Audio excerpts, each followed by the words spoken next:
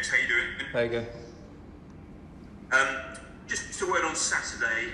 It was so good at the start, great atmosphere. You were pinging it around. Seamus Coleman getting forward, nearly scored. So what happened after that? Was it a confidence thing, an energy thing? I wouldn't say an energy thing. I would say more so the confidence thing. Look, we haven't won in such a long time.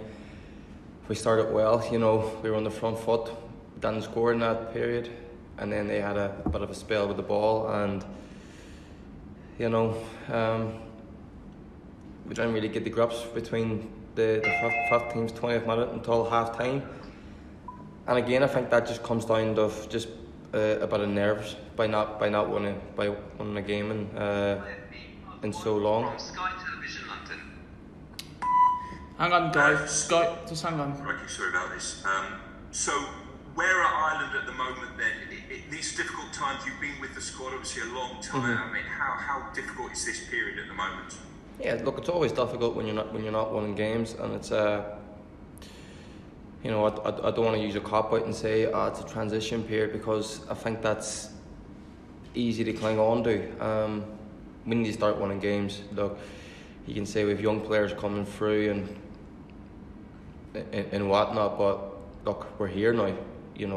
We need to stand up, every single one of us, and start being counted, and that comes by winning games, and we got another chance to do that on Tuesday, and we have to just start winning games. It's as simple as that. Thanks, James. Nathan Murphy, please. Hi, James. A lot of them young players haven't had a competitive win for Ireland. You plenty of experience of knowing the level of criticism that comes when things aren't doing well. Yeah. Is there anything as a senior player you can do to keep their confidence levels up? Yeah, but just have to just rally around them and just tell them to pay no attention, because funny enough, the media in Ireland is just as bad, if not worse, than the media in England. For they kind of get a kick out of us not doing well, and it's a shame really. But as senior players, like I said, we've been around a long time, we know how it works, and the young players, it's new to them, so we just have to just tell them, it's part and parcel of football, like pay no attention, and people are fickle. As soon as you start winning games, then you're the best in the world again. So like I said, we need to start winning games, and when we do, the criticism goes away. What's your reaction then to the stories this morning in some of the papers that Stephen Kenny's position might be under threat if Serbia were to win tomorrow night? And where's that coming from? Like, there's people know inside information that we don't. People like to speculate. Everyone's got an opinion. Funny enough, the ones that got the biggest opinions never kicked the ball in their life. So unless that's come from the FAI, then themselves, the headquarters, then I wouldn't pay any attention to that. And I'm sure Stephen won't either. How's your confidence levels with the way things have gone over the last year or so? Confidence is fine. Like, obviously, I'm disappointed and annoyed that we're not winning games. That's, it's been a difficult period for me at club level and at Ireland in the past kind of 8-9 months. But look, like I said, I'm in the game long enough now. I'm in a good place in my life where, in terms of, I pay kind of no heat now, and that's only kind of been recently. I'd always put up a front before and said it doesn't bother me when it really does. But no, I'm at peace now. In that sense, I think the last kind of 8 months has been a good learning curve for me. I'm fit, I'm healthy, I'm playing football, I'm being selected. That's all that matters. Do you know what I mean? No other opinion matters anymore to me. Thanks, James. Thanks, David. Damien Spellman, please. Hi, James. You were a young player coming into the team quite a while ago now. How difficult is that transition? Well, I was quite fortunate. When we came through as young players, we came into a great squad of men. That's what that squad was, a squad full of men who were absolutely fantastic, and helping us. So now, we've got a bigger role as senior players. They help the young players coming through now, and maybe so far we haven't done that. You know what I mean? and it's something we probably need to improve on, which we're trying. Do you know what I mean? Like it's new to us, but we just got to rally around. We got to stick together. We got to. If the young lads want to lean on us for experience of what we've been through, because like I said, we've been very fortunate to come through in the squads that we've came through in the past. So now it's up to us to help them, and I think you can always improve in that. So hopefully that changes soon. You've also scored goals for Ireland. What would you say to the young lads, people like Adam and Troy, who were trying to make their way there under that pressure of having to score those goals? Well, I think especially like Troy's been lucky enough they've scored already, so he's had that feeling. Adam, Adam's last two performances have been fantastic. He just hasn't got the goal he deserves yet. So no, it's just about telling them to keep the faith, keep keep doing what they're doing, do the right things, and it'll come eventually. And when it does come, there's no greater feeling. Hopefully then, like what happened with me, I don't think I scored for 25 games or so before my first goal.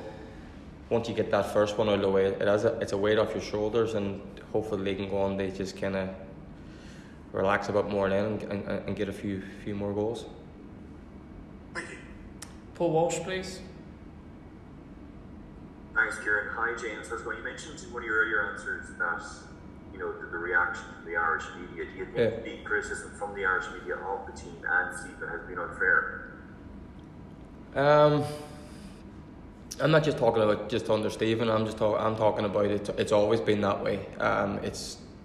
You almost get a kick out of us not doing well. Do you really think that? I do. I've been there. I've experienced it. I've been around now almost 10 years in the Irish team. Like there's no one going to convince me otherwise.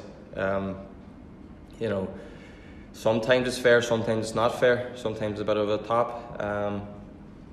But that's just my opinion on it. And like I said, it's my opinion, and no one's going to. I've been around long enough time with the Irish squad. They say that, so no one's going to change my opinion on that. But look, it's obviously easier when you're not winning games. So yeah. What would you say it would be over the top in terms of what's being said by the media at the moment? At the moment, well, you're like I said, you've got young players, right? And like I said, I don't want to use that as a cop-out, but these lads, this is his first time playing international football. This is a manager whose first time in international football. Like, we are going on a different path to what Ireland teams have produced in the years in terms of style of football. So not even that, you take into consideration the whole COVID thing. This is the first time these young lads are even playing in front of they haven't even played in front of crowds, and that spurs you on alone. So obviously I'd ask for patience with them, but like I said, it's cutthroat. The media's harsh, and I can ask for a bit of patience, but when you're not winning games, it's falls on deaf ears. So and I can understand that. Gavin Cummins, please, to end the live section. James, I just wonder, have you not seen a lot of patience from the media, considering that only one game to be won in 15 matches, and everything you've said about Cole? Have you not seen a lot of patience and a lot of support for Kenny with people who know where he's come from? At the start, but like I said, everybody's fickle, especially in football. Everybody's fickle. As soon as it turns pretty quickly. And like I said, I'm not talking just about Stephen's era. I'm talking about the managers before. Like, I'll go back to Martin O'Neill. That World Cup campaign was a fantastic campaign until the very last game, and then the daggers and the knives were out after that the 5-1 like that.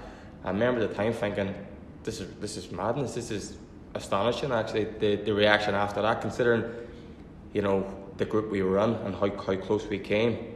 Like after Wales, we were brilliant. We were unbelievable. Nobody could speak highly enough of it. But after Denmark, it was complete over-the-top reaction, and I think that's always kind of been the case.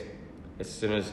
Are you seeing the same thing that you're seeing post-Denmark at the moment, or is there any relationship? No, I just think the point I'm trying to make is how quite quickly the support for Stephen was until, like I said, we're going through a difficult period at the minute, but, the reaction so far, for even the people who supported him at the start, have just completely flipped, and it's just gone completely the other way. And I think Yeah, look, we won Tuesday night. Do you know what I mean? We've put a run of ones together. The same people who have the knives out now, you know, they're the biggest supporters again. And like I said, football's fickle, and you kind of, that's just the way it is.